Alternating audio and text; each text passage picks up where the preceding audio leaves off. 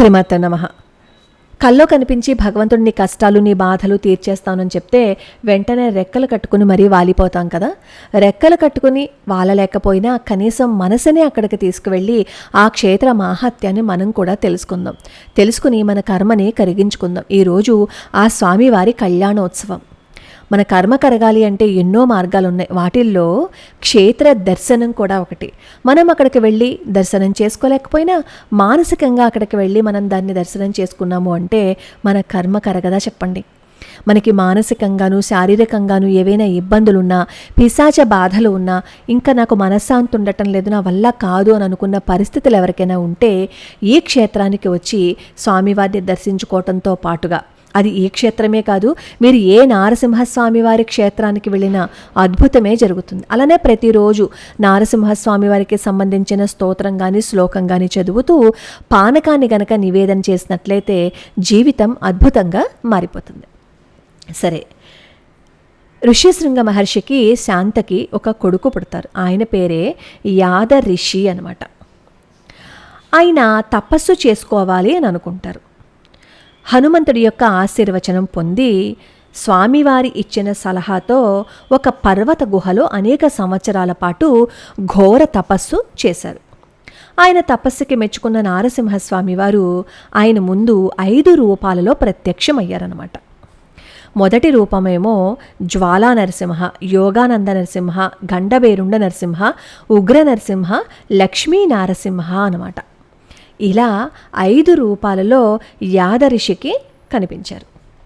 తరువాత యాదరిషి కోరతారు, ఈ 5 రూపాలు ఒకటిగా మారి ఈ గుహలో స్వయంభూగా అవతరించు అని. అలా యాదరిషి కోరిన కోరిక మీదట అక్కడ స్వయంభూగా వెలిశారు. ఈ క్షేత్రంలోని నారసింహుడిలో 5 రూపాలు ఉన్న కారణంగా ఈ క్షేత్రానికి పంచనారసింహ క్షేత్రము అని పేరొచ్చింది. ఈ క్షేత్రంలో వెలిసిన నారసింహుణ్ణి అనేక మంది మహర్షులొచ్చి పూజించారు. కాబట్టే ఈ యాదగిరి గుట్ట ప్రాంతాన్ని ఋషి ఆరాధనా క్షేత్రము అని చెప్పి పిలుస్తారు. యాదరిషి కోరిక మీదట యాదగిరి గుట్టలో స్వామివారు గుహలో స్వయంభూగా అవతరించారు. చాలా కాలం వరకు ఎవరికి అసలు దర్శనమే కలగలేదు, అసలు ఎవరికీ తెలియదు. అలా కొంతకాలం గడిచిపోయింది. తరువాత కాలంలో కొంతమంది అటవీకులు ఈ స్వామివారి ఆలయాన్ని దైవ ప్రేరేపణ వల్ల కనుక్కున్నారనమాట. స్వామివారు ఒక ఆటవీకుడికి కల్లో కనిపిస్తారు. కొంతమంది ఏం చెప్తారు అంటే ఒక కోయ యువతికి అని చెప్తారు, కొంతమంది ఏమో ఒక ఆటవీకుడికి కనిపించారు అని చెప్తారు. ఎవరికి కనిపిస్తేనే స్వామివారు ఏం చెప్తారు అంటే నా రూపాలు అక్కడ ఉన్నాయి అని చెప్తే అప్పుడు వీళ్ళందరూ కలిసి అసలు ఎక్కడెక్కడ స్వామివారు వెలిసారు అని చెప్పి స్వామివారిని చూడడం కోసం అక్కడికి వెళ్తారు. అలా ఈ యాదరిషికి ఏ రూపాలలో అయితే దర్శనం ఇచ్చారో ఆ రూపాలన్నీ ఈ యాదగిరి గుట్టలో ఈ ఆటవికులకు కూడా కనిపిస్తాయన్నమాట. మొదటిది ఏంటంటే లక్ష్మీ నారసింహస్వామి వారి యొక్క రూపం. లక్ష్మీదేవి నారసింహస్వామి వారి ఉగ్ర రూపాన్ని తగ్గించినందుకే ఇక్కడ స్వామివారు లక్ష్మీ నారసింహుడిగా వెలిశారు. తర్వాత యోగానంద నారసింహ, గుహలో మనం పూజ చేస్తుంటే చూస్తాం కదా అర్చామూర్తి, ఆయనే యోగానంద నారసింహ స్వామివారు.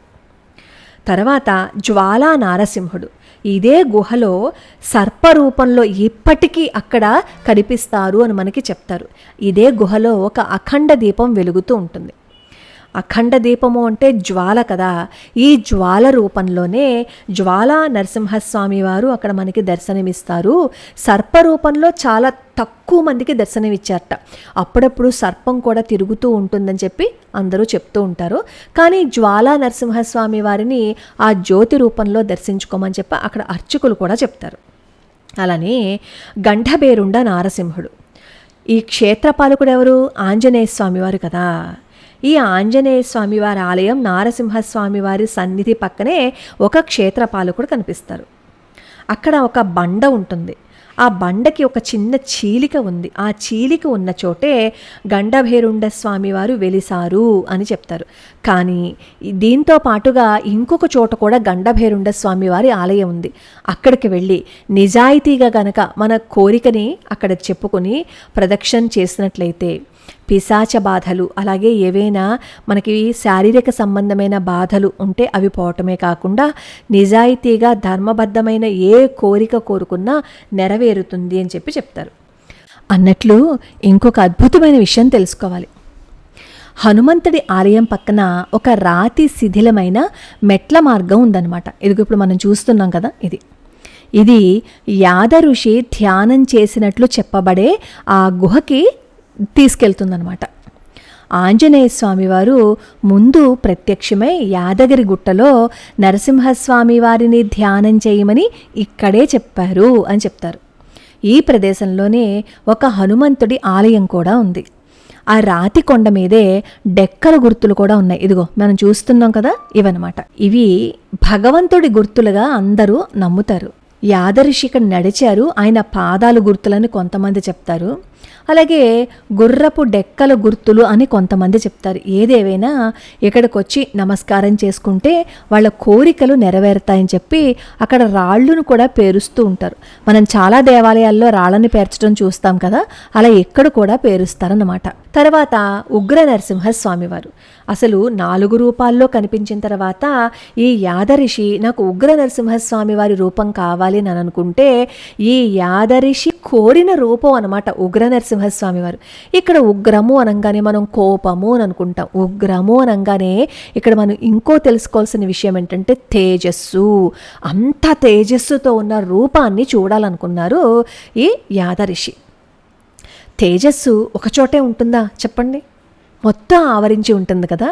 అలా ఆ తేజస్సు మొత్తం యాదగిరి గుట్టంతా వ్యాప్తి చెంది ఉంది. అంటే ఉగ్ర నరసింహస్వామి వారు యాదగిరి గుట్టలో తేజస్సు రూపంలో మొత్తం ఆ కొండంతా ఉన్నారు. అదే ఉగ్ర నారసింహుడి యొక్క రూపం అన్నమాట. ఈ రూపాలని మనం యాదగిరి గుట్ట వెళ్ళినప్పుడు అక్కడ ఎవరినైనా అడిగితే వాళ్ళు సులభంగా చెప్తారు. కాస్త సమయం వెచ్చించినట్లయితే మనం ఆ రూపాలను చూడొచ్చు. ఉగ్ర నరసింహస్వామి వారి రూపాన్నే మనం కాస్త అక్కడ ధ్యానం చేశాము అని అనుకోండి, ఆ స్వామివారి యొక్క తేజస్సుని మనం కూడా అనుభవించవచ్చు. ఈ క్షేత్రంలో గర్భగుడి శిఖరం మీద ప్రకాశవంతంగా మెరిసే ఒక బంగారు సుదర్శన చక్రం అమర్చబడి ఉంటుంది. 3x3 అడుగుల కొలతతో ఉంటుందన్నమాట.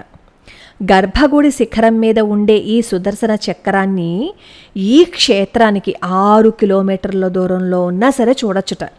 అనేక సంవత్సరాల క్రితం భక్తులు ఏ దిక్కు నుంచి వస్తున్నారో ఆ దిక్కు వైపుకి ఈ చక్రం తిరుగుతున్నట్లుగా చెప్తూ ఉంటారు. అంటే ఈ సుదర్శన చక్రం తానంత తానే భక్తులకి ఆ క్షేత్ర దిశను సూచించే దిక్సూచిగా పనిచేసిందనమాట. ఇప్పటికీ అలాగే ఉంది అని చెప్పి అంటారు.